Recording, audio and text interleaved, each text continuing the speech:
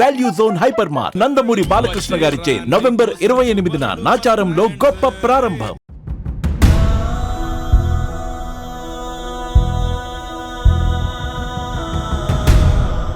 అతనైతే ఇప్పుడు చాలా మంచిగా ఉన్నాడు. అప్పుడైతే కత్తులు కటార్లు కూడా పెట్టుకుని ఉన్నాడు. ఆ రోజు మీకు అందరికీ గుర్తుండే ఉంటుంది. దగ్గరికి వెళ్తే కత్తి తీస్తున్నాడు.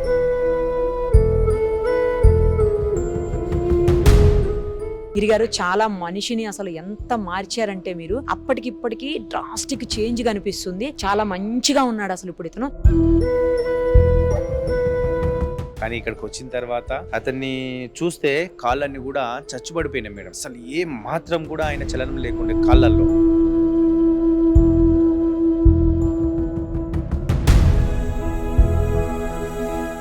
సో డాక్టర్ సలహా మేరకు మేము మాలిష్ చేయించి డైలీ ఫిజియోథెరపీ చేపిస్తున్నాము. ఇప్పుడు మేమిద్దరం పట్టుకుంటే లేచి నడుస్తూ ఉన్నాడు.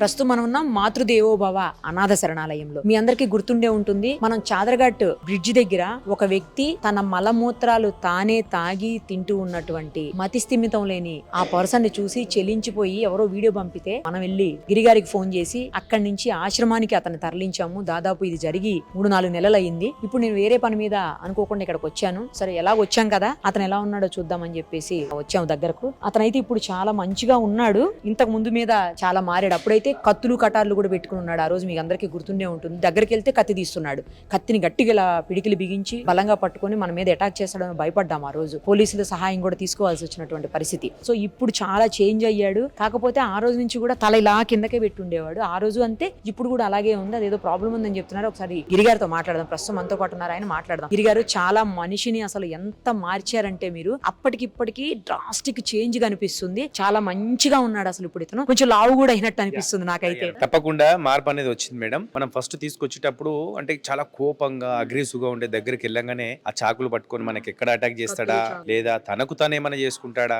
ఇంకొకటి ఏంటంటే తన ఒంటి పైన ఉన్నటువంటి బట్టలను తీసి పడేయడము, అంటే అలానైనా పబ్లిక్ వెళ్ళిపోతారేమని ఆయన భయభ్రాంతులకు గురి చేసేవాడు. కానీ ఇక్కడికి వచ్చిన తర్వాత అతన్ని చూస్తే కాళ్ళన్నీ కూడా చచ్చుబడిపోయినాయి మేడం. అసలు ఏ మాత్రం కూడా ఆయన చలనం లేకుండా కాళ్ళల్లో. సో మనం తీసుకొచ్చిన తర్వాత అతనికి కొంచెం సైకాట్రీ డాక్టర్ మెడిసిన్ ఇప్పించినాము. ప్లస్ కాళ్ళు కూడా పెరాలసిస్ వస్తే ఎలా అవుతుందో ఆయనకు అందులోనే పెరాలసిస్ కూడా అటాక్ అయింది. ఓన్లీ కాలు ఒకటే. సో డాక్టర్ సలహా మేరకు మేము మాలిష్ చేయించి డైలీ ఫిజియోథెరపీ చేపిస్తున్నాము. ఇప్పుడు మేమిద్దరం పట్టుకుంటే లేచి నడుస్తా ఉన్నాడు. అంత ముందుకు నడిచేవాడు కాదు, మీరు చూశారు, కాళ్ళని ఇలా ఎత్తి పెట్టేవాడు. సో ఇప్పుడు కాళ్ళు కింద పెట్టి భూమి కానించి నడుస్తా ఉన్నాడు.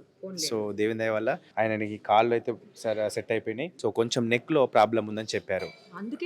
కిందికి ఉంటుంది అంటే ఆయన 4 సంవత్సరాలు ఆ ప్రాంతంలో తల దించుకొని బతికాడు. ఎన్నడూ కూడా తల ఎత్తుకోలేదంటే అక్కడ ఉన్న వాళ్ళు చెప్పారు. మనం వెళ్ళినప్పుడు కూడా తలంతా కూడా కిందికి పెట్టారు. సో ఆ రకంగా ఉన్న వ్యక్తిని ఈ రోజు మనం కొంచెం మాట్లాడితే ఈ నెక్ అనేది కొంచెం ఎక్స్రే తీపిస్తే ఆ బోన్స్ తల 4 సంవత్సరాలు కంటిన్యూగా పెట్టేసరికి అలా అయిపోయిందండి. త్వరలో మళ్ళీ మనం ఆయనకు కొంచెం ఆపరేషన్ చేసి మంచిగా చేద్దామని చెప్పారు. మళ్ళీ 2-3 డేస్లో ఆయనకు ట్రీట్మెంట్ ఉంది. అక్కడికి వెళ్ళిన తర్వాత అది కూడా ఒక ప్రాబ్లం పోతే కొంచెం ఇంకా ఆయన రికవర్ అయ్యే ఛాన్సెస్ చాలా వరకు ఉన్నాయి మేడం. ఇప్పుడు ఆ అగ్రెసివ్నెస్ అంతా తగ్గి కొంచెం నార్మల్ అయ్యాడండి, లేకపోతే ఎవరి మీద అటాక్ చేయడం అట్లా ఏమన్నా జరుగుతుందా? వచ్చిన కొత్తలో ఒక 2 డేస్ అలా చేశారు. ఆ తర్వాత మళ్ళీ కొంచెం క్రమంగా తగ్గిపోయింది. సో ఆ కోపం అనేది అయితే ఇప్పుడు ఎలాంటిది కూడా కనిపించట్లేదు. ఎందుకంటే మనం సీసీ కెమెరా అబ్జర్వేషన్ లో పెట్టాము. ఆయన ఎవరినైనా అటాక్ చేస్తున్నాడా, తనకు తాను ఏమైనా చేసుకుంటున్నాడా అని ఆయన ఉన్నటువంటి ఒక ప్రదేశంలో సీసీ కెమెరా అబ్జర్వేషన్ పెట్టినాము. సో ప్లస్ ఇక్కడ ఉన్న వాళ్ళని కూడా ఏమనలేదు. సో ఫస్ట్ లో మనం అన్నం పెడితే చేయితో తినిపిస్తేనే తినేది. అంటే ఇద్దరం పట్టుకొని నోరు చాచి అన్నం నోట్లో పెట్టేవాళ్ళం అప్పుడు బలవంతంగా. ఇప్పుడు ప్లేట్ అక్కడ పెడితే తనకు తాను అందరు వెళ్ళిపోయిన తర్వాత మళ్ళీ తనకు తాను ప్లేట్ తీసుకొని అన్నం తింటున్నాడు. సో అంత మార్పు అనేది ఉండకూడదు ఆయన దగ్గర. మనం 4 నెలల నుంచి గమనించిందంటే చాలా అంటే సిగ్గుపడుతున్నాడు వ్యక్తి. ఎందుకో మరి తనకు తాను సిగ్గుపడుతున్నాడా, నామూష అవుతుందా, ఆయనకి ఏందో తెలియదు. బాత్రూమ్ కూడా ఇప్పటికీ కొంచెం అట్లనే బట్టలలో వెళ్తుంటే డైలీ 3-4 టైమ్స్ స్నానం చేపిస్తున్నాం. సో పర్వాలేదు. ఇప్పుడు కొంచెం బాత్రూమ్ వచ్చినప్పుడు ఆయన ఎవరు లేకుంటేనే తనకు తాను డేక్కుంటే వెళ్తున్నాడు. లేదంటే మనం తీసుకెళ్లి గంటకోసారి కూర్చోబెడుతూ కూర్చుంటున్నాడు. మళ్ళీ ఆ రకంగా మార్పు వచ్చింది. మీకు గుర్తుందండి, ఆ మధ్యలో ఎవరో వాళ్ళు వచ్చారని చెప్పి మీరు నాకు ఫోన్ చేశారు. ఎవరైనా వచ్చారా అండి? వాళ్ళు ఎందుకు మరి తీసుకోకుండా వెళ్ళిపోయారు ఇతన్ని? సో వచ్చారు మేడం, మా బ్రదరే ఇతను, మేము గ్యారంటీ ఇస్తున్నానని చెప్పేసి కొన్ని సర్టిఫికెట్స్ తీసుకొచ్చారు. 10th క్లాస్ అవి ఆంధ్రప్రదేశ్లో తప్పిపోయారు. సో మేము ఉండేది తెలంగాణలో అని చెప్తే వాళ్ళ మరి వచ్చి చూశారు. అతను వచ్చిన తర్వాత 2 రోజుల వరకు నేను చూపించలా. మళ్ళీ వచ్చారు, మళ్ళీ చూశారు, మళ్ళీ పోయారు. ఇతని ప్రాబ్లమ్ కాళ్ళు చచ్చిపడిపోయినాయి, మెడలు ఇలా ఉన్నాయి, మనిషి మాట్లాడట్లేదు, అని చెప్పేసి వాళ్ళకు మరి భయం వేసిందా, ఇతను ట్రీట్మెంట్ మనం పెట్టుకుంటామని చెప్పి నిజంగా వాళ్ళ బ్రదరే ఉండొచ్చు. నేనేం చెప్పాను, మరి DNA టెస్ట్ చేయించుకోండి, ఎందుకంటే మనం తీసుకొచ్చాము వేరే వాళ్ళని చెప్తే ఈ రోజుల్లో బాగాలేవు.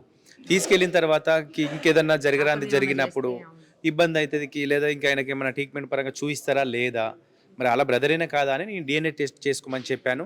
సో మీకు కూడా వాళ్ళు కాల్ చేసి ఉంటారు, నేను కూడా మీకు ఇన్ఫర్మేషన్ ఇస్తే ఒకవేళ వాళ్ళ మనిషి అయితే మనం చెప్దామని మీరు కూడా ఆ రోజు చెప్పడం జరిగింది. సో మళ్ళీ ఇప్పటికి 3 నెలలు అవుతుంది, ఇంతవరకు ఫోన్ చేస్తే కూడా లిఫ్ట్ చేయట్లేదు వాళ్ళు. సో నిజంగా వాళ్ళ మనిషేనా కాదా అది నాకు డౌట్ ఉంది. DNA టెస్ట్ చేసుకోమని చెప్పేసరికి వాళ్ళు డ్రాప్ అయిపోయారు, లేదా మరి నా ఆరోగ్య పరిస్థితి ఇలా ఉంది, మనం తీసుకెళ్ళి ఏం చేస్తామని డ్రాప్ అయ్యిరా, అది కూడా నాకు అర్థం కాని పరిస్థితిలో ఉన్నాను మేడం. సర్టిఫికేట్స్ అన్ని చూసారు కదా, ఏం పేరు ఉందండి తన పేరు? అందులో వెంకటేశన్ ఉంది మేడం, వెంకటేశన్ ఉంది ఆయన తెచ్చిన సర్టిఫికెట్లో. సో మరి ఇతని పేరు ఏంటనేది మరి ఈయన గుర్తుపట్టట్లేదు, వచ్చిన వాళ్ళని కూడా. ఈయన అప్పుడు కూడా మాట్లాడేవాడు కాదు, ఇప్పుడు మాట్లాడలేదా అండి? లేదు మేడం, అక్కడ ఉన్న వాళ్ళు కూడా మన గత 4 సంవత్సరాలు కూడా మాట్లాడలేదంట. ఇక్కడికి వచ్చిన తర్వాత కూడా అసలు ఏం మాట్లాడాలి, అసలు నోట్లో నుంచి మాట తీయట్లేదు. కొంచెం మనది ఊరు, ఈ మండలం, ఈ జిల్లా అంటే నేను అక్కడ లోకల్కి వెళ్ళి ఆ వీడియో తీసుకెళ్ళి చూపించే వాళ్ళం, లేదా మీ ద్వారా నేను చిన్న ప్రయత్నం చేసేది, కానీ అస్సలు రెస్పాన్స్ లేదు. ఆ రకంగా ఉన్నాడు.